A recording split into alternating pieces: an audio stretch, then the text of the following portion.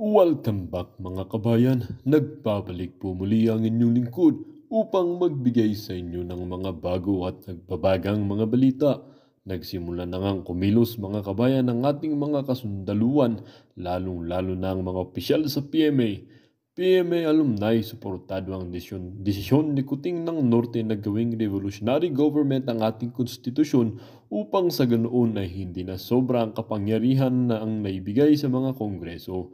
Tambaluslos at iba pang mga tungresong kasabwat nila ay di malayong maliligwak sa kanilang mga posisyon at mawawalan ng kapangyarihan.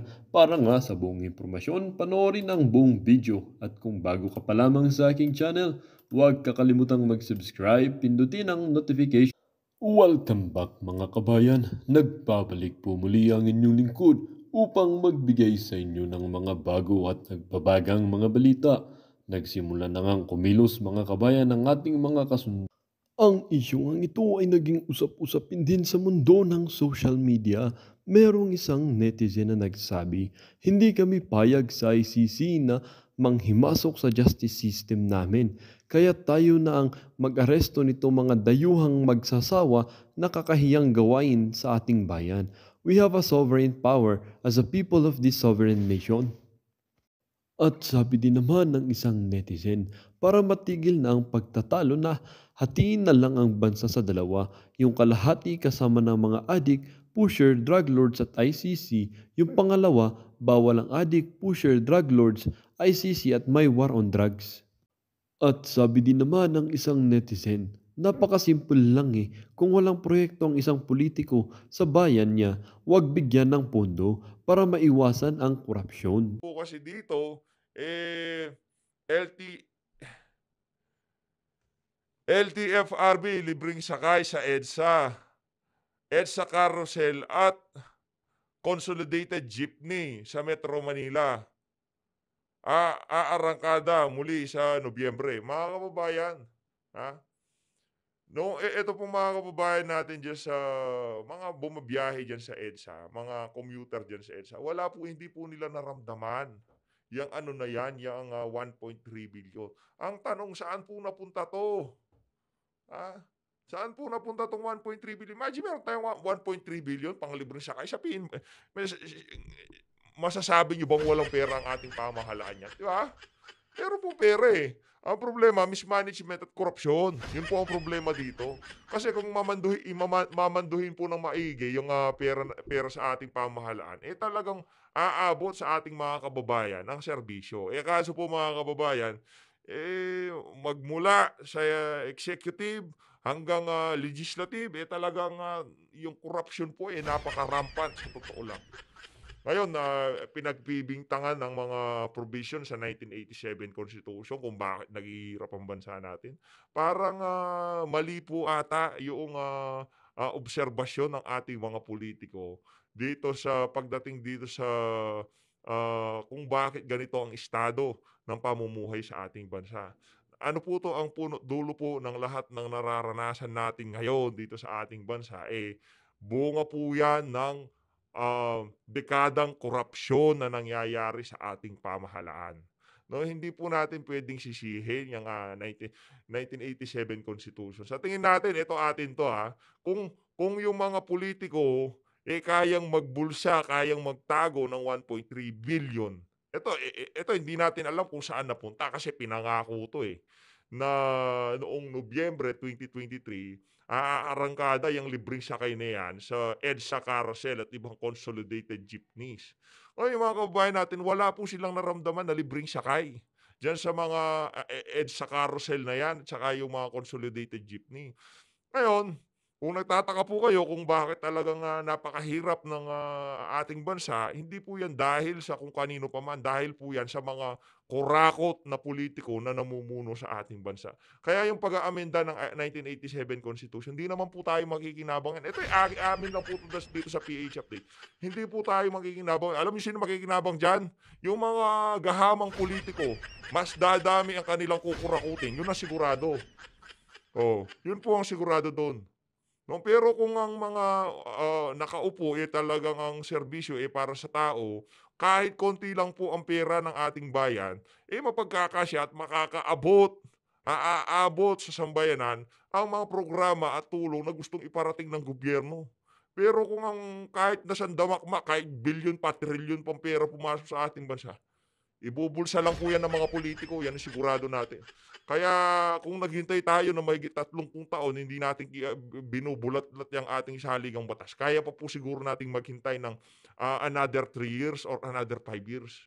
No? Matagal na po tayong naghihirap. Ngayon, kung ang mangyayari dito, sa pag-aamenda ng saligang batas, itong mga politiko lang ang makikinabang, saka na po natin pag-usapan yan. Ito po mga kababayan, ayon po dito sa Okta Research, an Okta Research survey conducted in December 2023 found that more than half of Filipinos are in favor of government working with the International Criminal Court ICC investigating drug-related killings that occurred under the Duterte administration. Ito po ang problema diyan. Yang kasing issue na yan mga kababayan at yung mga nagkakandak-kandak ng survey na yan, ang problema po natin diyan, hindi po natin alam kung ano ang tanong at kung naiintindihan ba nila ang tanong at kung naiintindihan ba nila kung bakit meron tayong war on drugs. Yun po ang problema doon. Oh, baka kalahati ng tinanong nitong Okta na 'to puro ano, puro dilawan o di naman kaya mga kampon ng administrasyon na 'to na galit sa mga Duterte o di naman po kaya mga binayarang trolls ng, ibang mga opisyal diyan sa House of Representative ang pinagtatanong ng Okta na 'yan. Talagang pabor sila na makipagtulungan ang, pamahalaan para dito sa ano na 'to, ICC na 'to. Ano ano po alam po ba ng mga tinanong niyo na kung sakaling makipagtulungan ang ating bansa diyan sa ICC na 'yan, magmumukhang katawa-tawa ang ating bansa, ang dating parang ang ating republika, hindi po natin kayang iresolba ang mga nangyayaring, issue na kagaya ng, war on drugs noong panahon ni Tatay Digong. Gano'n na po ba kainutil ang ating, justice system sa ating naiintindihan po ba 'yun ng inyong mga pinagtatanong kayo diyan sa OTA? Ipinaliwanag niyo po ba kung ano ang magiging, imahe ng sambayan ng Pilipino, ng Republika ng Pilipinas kung sakaling hayaang mag-imbestiga yang ICC na 'yan sa ating bansa? Sige na nga. Hmm. Kung naiintindihan nila yung mga, magiging imahe ng ating bansa at yung ating mga abogado, yung ating mga korte, yung ating mga huwes, sa international community na talagang mapapahiya sampal sa pagmumukha ng ating bansa yung pagpasok ng ICC na yan, kung yun pa rin ang gusto ng mangyari nitong mga tao na 'to, talagang galit na lang po sila sa mga Duterte. Tama o mali? I-comment niyo po sa baba. Kung lahat po nung sinabi natin, naiintindihan nung mga tinanong dito sa research na 'to at ang kanilang sagot, pabor pa rin sila na makipagtulungan sa ICC, malaki po ang diperensiya ng mga tinanong diyan sa OPA na 'yan. Kung naiintindihan po nila talaga kung ano ba yang ICC na 'yan at pabor pa rin sila na makapasok sila dito, imagine kung meron kang, kamag-anak na abogado o o judge o kung ano pa man, napakalaki po nung kahihiyan. Kailangan pa po tayong pasukin ng mga banyaga dito para turuan tayo kung ano ang tama at hindi tama. Parang yung mga, abogado sa ating bansa, yung mga korte, talagang mga inutil tayo, parang gano'n ang sinasabi natin dito. Parang gano'n ang sinasabi natin dito, para sinabi natin dito sa mga ICC na, "Pasok kayo dito kasi 'di gumagana yung walang mga inutil yung ano namin dito, yung judiciary namin mga inutil, yung mga huwes, mga abogado, mga korte namin mga walang kuwenta kaya pumasok kayo dito." Gano'n ba gusto ng mga tinanong niyo? Sige nga, tama o mali? Gano'n po 'yun, pagka pinayagan mo ang ICC na mag-imbestiga dito at makipagtulungan ng ating pamahalaan, parang sinabi po natin, inutil, walang kuwenta, hindi gumagana ang ating justice system. Ang ating mga korte, basura, ang ating mga abogado, basura dito sa ating bansa. Pabor po ba kayo do'n? Ngayon kung pabor kayo do'n, talagang sobrang galit na lang po kayo sa mga Duterte. Napakalaking kahihiyan po nun mga kababayan, sa ating bansa sa, international community. Kayo po, i-comment niyo po sa baba kung pabor po kayo diyan sa ano ng Okta na 'yan. Ipaliwanag niyo doon sa mga ano, alam niyo ba dapat 'pag nagtanong kayo, pagka pumabor ka diyan ibig sabihin, ang ating justice system, eh, hindi gumagana at kailangan natin ng tulong nitong mga puti na 'to na turuan tayo sa tama at mali. Gusto niyo 'yon? Oh, ipapirma ka at dapat nakalagay do'n pagka pabor ka diyan, ibig sabihin gusto mong mapahiya ang sambayan ng Pilipino sa international community. At gano'n kahinang kahinang nilalang, kahinang klase ang mga Pilipino, hindi nila kayang resolbahin ang kanilang problema, sa kanilang bansa. Kailangan pa silang turuan nitong mga nagmamagaling na puti na 'to. Oh, kung pabor ka pa rin do'n, eh, napakalaki ng diperensiya mo. Ayun po mga ayun po mga kababayan, eh, dumako po tayo dito kay Senator Bato de la Rosa. Naglalabas po siya ng kanyang, mensahe na pagsuporta para dito kay Senator Joel Villanueva. No, panoorin po natin 'tong video. Mr. President, likewise, before I move to refer the privilege speech of our Majority Leader, of course, as his Deputy Majority Leader, I'd like to, I'm a witness on how hard our Majority Leader works. Mr. President, we are the first and the last to leave. Pero sa sa mga PMA graduates natin, yung mga PMA, mga retirees, ng PMA alumni, eh, maglabas po kayo ng manifesto. Na hindi niyo suportado itong People's Initiative. Tingnan natin kung di babahag ang buntot nito mga congressman. The floor. Even during the budget season, we are here from 9 a.m. sometimes to the wee hours in the morning. Kami-kami lang nandito, Mr. President. Ilan po lang tayo. Unlike the other house, there are a lot. Pero dito, ilan lang po tayo. And even, I would say that I'm very proud to be part of this leadership, to be a Deputy Majority Leader. No, none better than our Majority Leader. And even during our light moments, Mr. President, we are talking about how we can do something to improve the lives of our people. Yan po ang hindi alam ng ating mga kababayan. Hindi tayo nagtatanong kung ano magandang relo, ano magandang kotse, ano ang uso. Mr. President, even during our light... Ganun ba sila sa Congress, sir? Galing kayo doon, marami kayong kilala diyan. Yun lang ba pinag-uusapan nila? Anong mga usong kotse, anong usong relo, anong usong cellphone, ganun ba yun? Moments, pinag-uusapan natin anong pwede nating gawin. Paano natin matutulungan ang ating Defense Department pagdating sa West Philippine Sea, how we can improve agriculture, kung ano-ano pinag-uusapan natin. Siguro yan ang hindi alam ng ating makabayan. Sagutin mo muna yung hamon sa'yo ni Sir Mark Lopez bago ka magbibita-bita diyan. Kahit po. Pati paano natin ibaba yung sobrang grabe. Pero tayo dito, suportado natin ang Senado. Ayaw po nating magkaroon tayo ng unicameral. Hindi po tayo doon, pabor doon na pagka nagbotohan, pagkapapalitan ng ating saligang batas, kayang braso-brasuhin ng House of Representative ang Senado. Pagka gusto nila nangyayari, hindi po tayo pabor doon. Lalo na yung mga nakaupo ngayon dyan sa House of Representative. Naku po. Sabing talamak na korupsyon sa ating bansa. Opo. Alam nyo pala talamak ang korupsyon. Anong dahilan bakit mahirap ang bansa natin? Korupsyon. Sinubukan ayusin ni Tatay Digong, kaso yung korupsyon nakaugat siya sa dekadang problema, ika nga. Nagtagal na po. Nagsanga-sanga na, ika nga. Hindi siya kayang tapusin ng 6 na taon ang korupsyon sa ating bansa. Huwag niyong pagbintangan yung saligang batas. O sabagay, baka pati yung saligang batas natin sobrang outdated na, naiikutan na nitong mga politiko na to. Diba?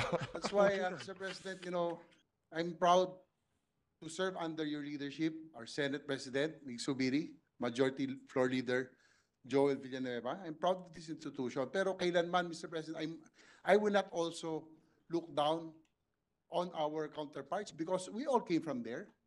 We know how it functions. We are also concerned for our districts. Magkaibang functions natin But I will always cherish the years that I spent in the House of Representatives. Kailanman hindi naman natin sila inaaway, Mr. President. Correct. So, with that, Mr. President, again... In fairness sa mga senador, hindi po natin sila narinig na nang aaway. Ang talagang kahambugan at kayabangan nagmumula po diyan sa House of Representatives. Ito, fair observation natin to. Hindi tayo dahil mga senador yan, hindi po.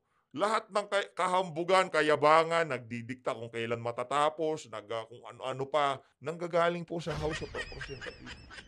Wala tayong kakilalang senador, wala pa tayong nakausap ni isa Majority sa mga yan. Leader. There's still two other members. Yes, Who just Senator put- Pia Cayetano Senator is, Pia seeking the Cayetano floor. is, Mr. President, with the indulgence of the Deputy Majority Floor Leader, meron ba siyang gustong ipahiwatig na may ibang grupo na imbis na trabaho ang pinag-uusapan, puro ibang bagay? You don't have to answer.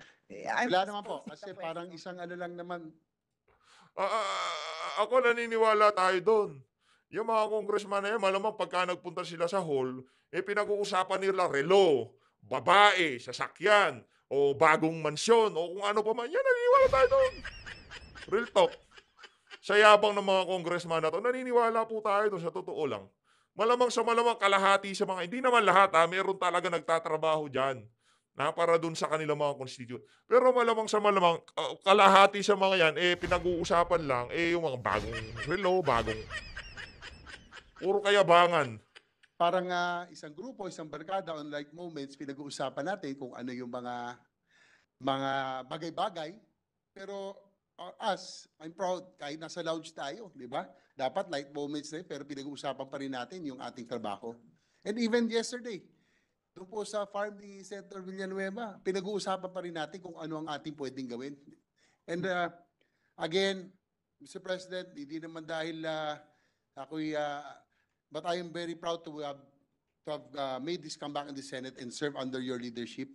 And my majority leader, ako'y proud na proud bilang kanyang deputy. That's why I don't complain. Kahit na ako'y first in, last out dito sa Senado, I will always be here because I'm proud of what we are doing here in the Senate. And also, I want to take note that without you, wala tayong Department of Housing, Senator JB, ha?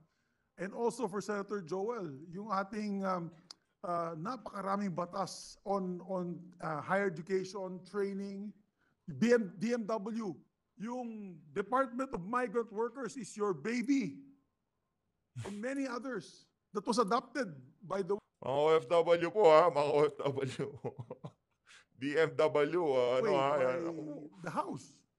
Oh, talagang- inadapt lang ng house yun. Trabaho para sa bayan, Hmm. yung doktor para sa bayan, and also the work from home na bill natin na ginawa mong batas. So we'd like to recognize a distinguished colleague from Bohol and from Davao region, no other than Senator Bato de la Rosa, another fighter. Your honors. Thank you, Mr. President. Mr. President, I don't want to violate my self-declared ceasefire per your advice. But hindi ko palalampasin itong pagkakataon na ito. Hindi para tirahin yung ating mga kasamahan sa kabilang Parlor. kapulungan.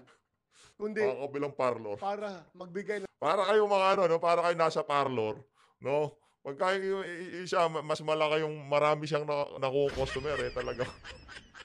Magsabunutan na lang kaya kayo. Hindi kayo mananalo kay Senator Bato. suporta sa ating Okay. very passionate, very honest at ewan ko bakit siya ang paboritong tirahin personally ng mga kasamahan natin sa kabilang kapulungan.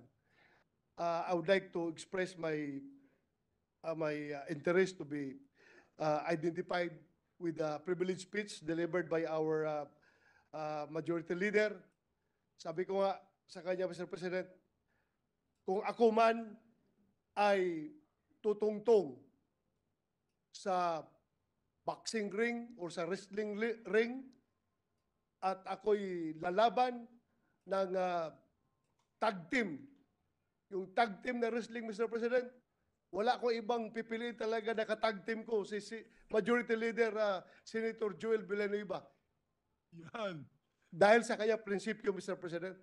Dahil sa aking paniniwala na siya ay talagang tao na malinis, siya ay tao na honest, siya ay tao na nagsasalita ng totoo, at walang tinatago. Correct. Kung siya ay, kung gusto niya ipaglaban yung institusyon, gusto niya ipaglaban ang konstitusyon, ipinaglaban niya yung mga tao na naiisahan, ay talagang very passionate siya na ipaglaban, Mr. President. Kaya sana po, unsolicited advice to those who want to attack Senator Joel Villanueva, please attack him on the issues that we Correct. are tackling. Do not attack him personally. Because kung personal na atakan ito, you will be attacking the 23 senators are solidly behind Senator Joel Villanueva. So if you attack Senator Joel Villanueva, you are Dapat lang magkaisa kayo kasi sila kakaisa. Isang pipiyok lang dyan, matatalo na po kayo, attacking Senator. the whole 24 senators, Mr. President. Mm. That's how we do it here in the Senate. And I would like to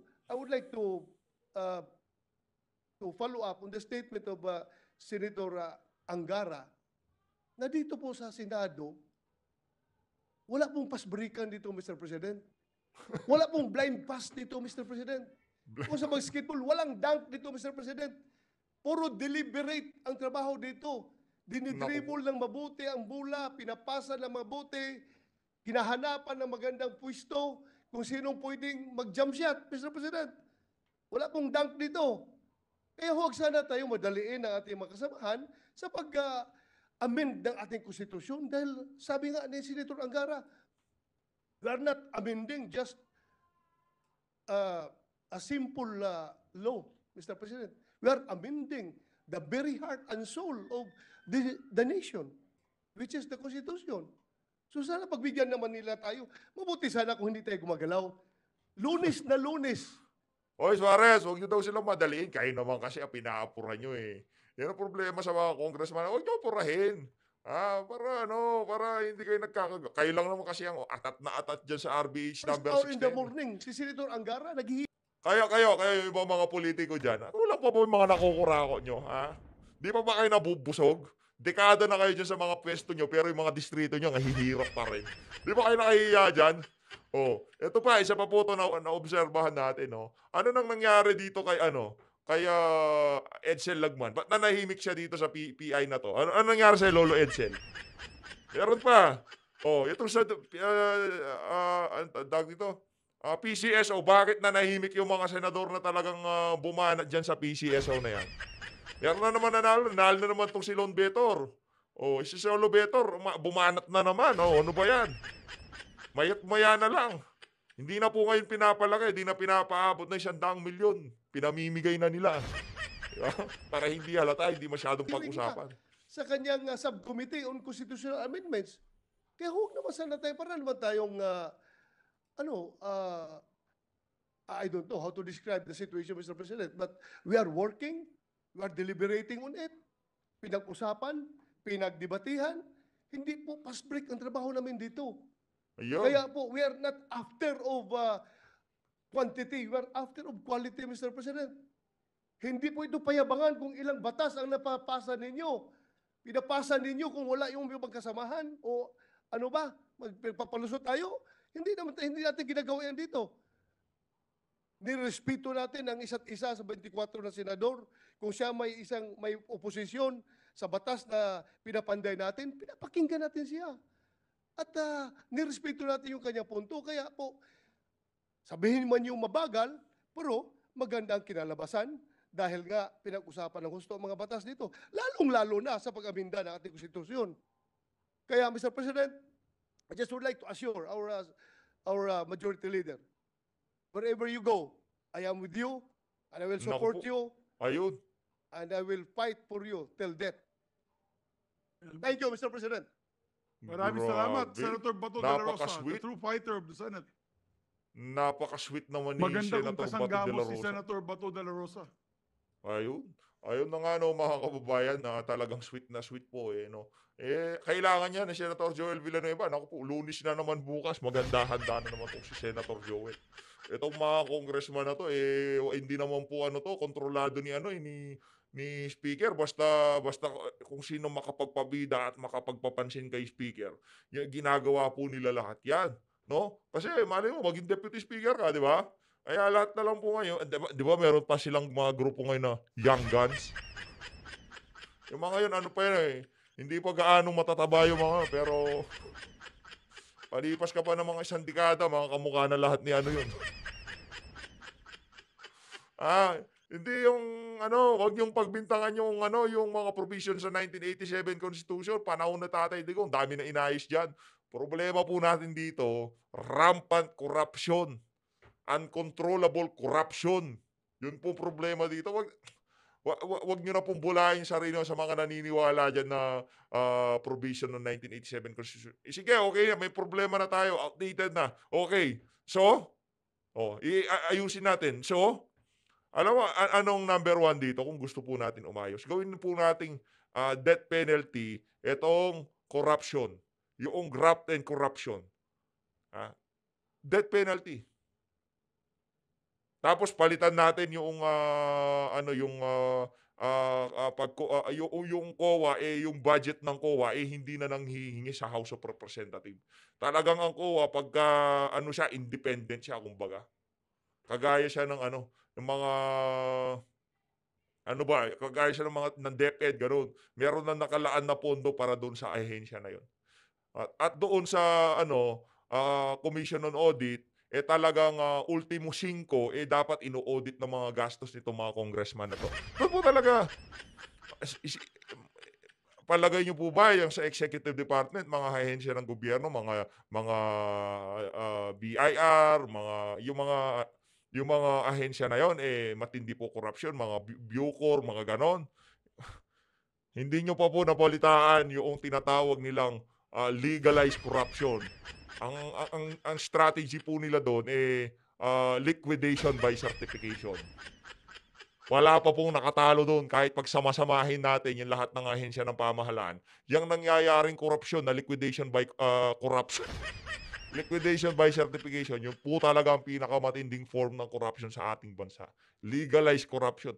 Pagka sinertipikahan ni congressman na itong 100 milyon pinambili ko ng 100 na ballpen, wala nang papalag. Sa napanood niyong video mga kabayan, ano naman po ang inyong mga opinyon?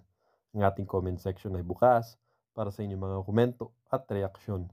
Huwag kakalimutan, do not let your thoughts left unspoken. As citizen of this country, your opinions matter. Huwag pong mahihiyang magbigay ng inyong mga saloobin, mga kabayan.